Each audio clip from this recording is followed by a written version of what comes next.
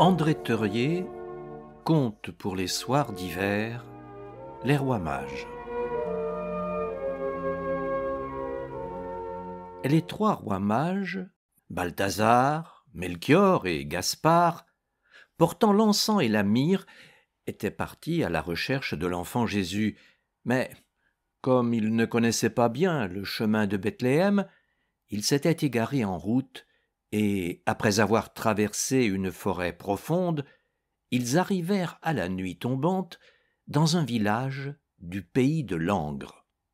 Ils étaient là, ils avaient les bras coupés à force de porter les vases contenant les parfums destinés au fils de Marie, et de plus, ils mouraient de faim et de soif.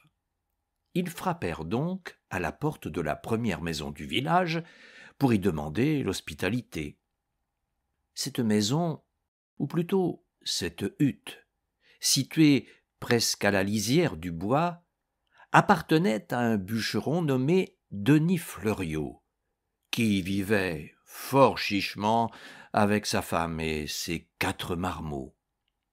Elle était bâtie en torchis, avec une toiture de terre et de mousse, à travers laquelle l'eau filtrait les jours de grande pluie. Les 3 rois, vannés de fatigue, heurtèrent à la porte, et quand le bûcheron l'eut ouverte, prièrent qu'on voulût bien leur donner à souper et à coucher.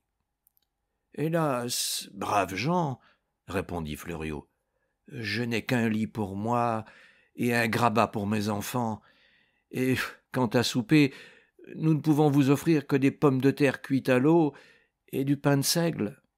Néanmoins, entrez, et si vous n'êtes pas trop difficile, on tâchera de vous arranger. » Ils entrèrent donc. On leur servit des pommes de terre qu'ils dévorèrent de grand appétit, et le bûcheron et sa femme leur cédèrent leur lit, où ils dormirent à poing fermé, sauf Gaspard, qui aimait ses aises et qui se trouvait fort à l'étroit entre le gros Balthazar et le géant Melchior. Le lendemain matin, avant de se remettre en route, Balthazar, qui était le plus généreux des 3, dit à Fleuriot : « Je veux vous donner quelque chose pour vous remercier de votre hospitalité. Oh, nous vous l'avons offerte de bon cœur, mais nous ne nous attendons à rien, braves gens, répondit le bûcheron en tendant la main tout de même.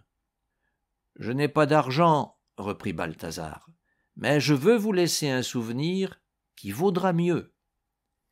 Il fouilla dans sa poche et en tira une petite flûte d'Orient qu'il présenta à Fleuriot, et tandis que celui-ci, un peu déçu, faisait la grimace, il continua. « Si vous formez un souhait en jouant un air sur cette flûte, il sera immédiatement exaucé. Prenez, n'en abusez pas, et ne refusez jamais l'aumône ni l'hospitalité aux pauvres gens. »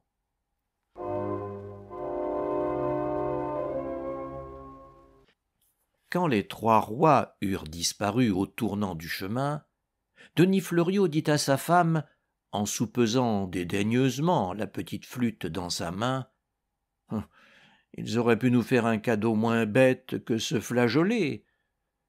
Néanmoins, je vais tout de même essayer de flûter, pour voir s'ils ne se sont pas moqués de nous. » Alors il s'écria : « Je voudrais avoir, pour notre déjeuner, du pain blanc, un pâté de venaison et une bonne bouteille de vin. » Puis il joua sur la petite flûte un air du pays, et tout d'un coup, à son grand ébahissement, il vit sur la table, couverte d'une fine nappe blanche, le pain, le vin et le pâté demandés.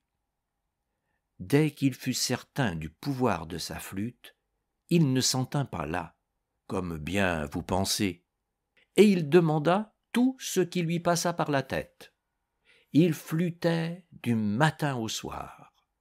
Il eut des habits neufs pour sa femme et ses enfants, de l'argent de poche, une table abondamment servie, et, comme il lui suffisait de souhaiter une chose pour l'avoir aussitôt, il devint en peu de temps un des Richards du canton.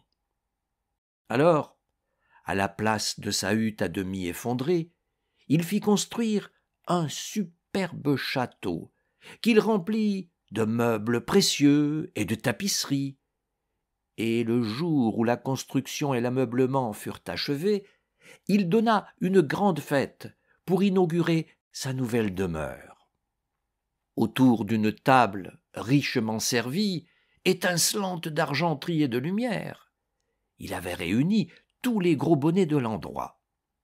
Lui-même se tenait au haut bout avec sa femme, paré comme une chasse, tandis que des musiciens installés dans une galerie supérieure régalaient les convives de leurs joyeux airs. Afin que le festin ne fût pas troublé, il avait ordonné à ses gens de ne laisser sous aucun prétexte les fâcheux et les mendiants entrer dans la cour, et même il avait préposé à la porte 2 grands diables de valets, armés de bâtons, qui avaient pour consigne d'écarter tous les loqueteux et porteurs de besaces des environs. Aussi, sûrs de n'être pas dérangés, les invités s'en donnaient à cœur joie, jouant des mâchoires, humant le bon vin et s'ébaudissant à ventre déboutonné.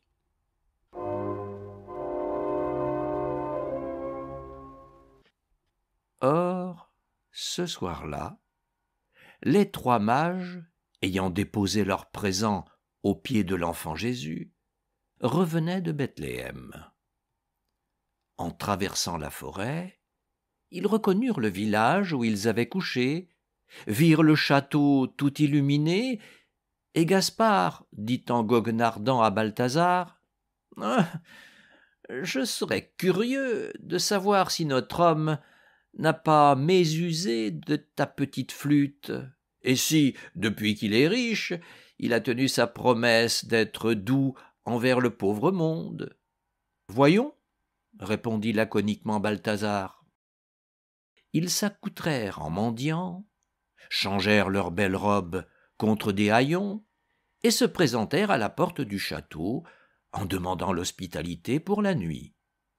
Mais on les reçut fort mal, et, comme ils insistaient, menant grand bruit, Fleuriot mit la tête à la fenêtre et, apercevant des mendiants, commanda qu'on lâchât les chiens à leurs trousses, de sorte qu'ils détalèrent au plus vite, non sans avoir les jambes fort endommagées. « Je m'en étais douté, » maugréa le sceptique Gaspard, qui avait été mordu au mollet. « C'est bon, » répliqua le gérant Melchior. « Il ne l'emportera pas en paradis. Il saura ce que pèse la rancune des rois mages. » Cependant, les convives continuaient à banqueter joyeusement. On était arrivé au dessert, et Fleuriot, un couteau à la main, était en train de découper une colossale brioche, quand on entendit dans la cour les grelots d'une chaise de poste traînée par 4 chevaux fringants, caparaçonnés d'or. Fleuriot mit de nouveau le nez à la fenêtre et, voyant qu'il lui arrivait encore de nobles invités, ordonna qu'on les fît monter en toute hâte. Lui-même vint avec un flambeau les recevoir à la porte de la salle. Alors on vit entrer les 3 rois mages en pompeux appareil, couronne en tête, vêtus de pourpre et de pierreries. Fleuriot, qui avait reconnu ses anciens hôtes, fit bonne contenance et, avec force salutation, les pria de prendre place à table. « Merci, » dit Balthazar sèchement. « Nous ne mangeons pas chez un homme qui reçoit si mal les pauvres gens. »« Je vous fais compliment de la façon dont vous tenez vos promesses, » cria Melchior de sa grosse voix.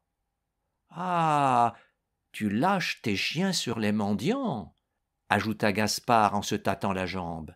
« Attends, je vais te jouer un air que tu ne connais pas encore. » Et, tirant de sa poche une petite flûte pareille à celle qu'on avait donnée à Fleuriot, il la fit résonner terriblement.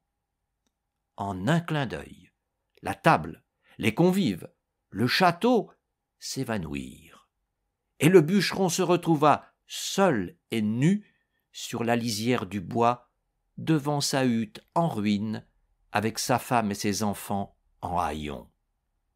Ah, heureusement, il me reste ma flûte, songea-t-il. Mais il eut beau fouiller ses poches percées, le talisman avait disparu avec les rois mages.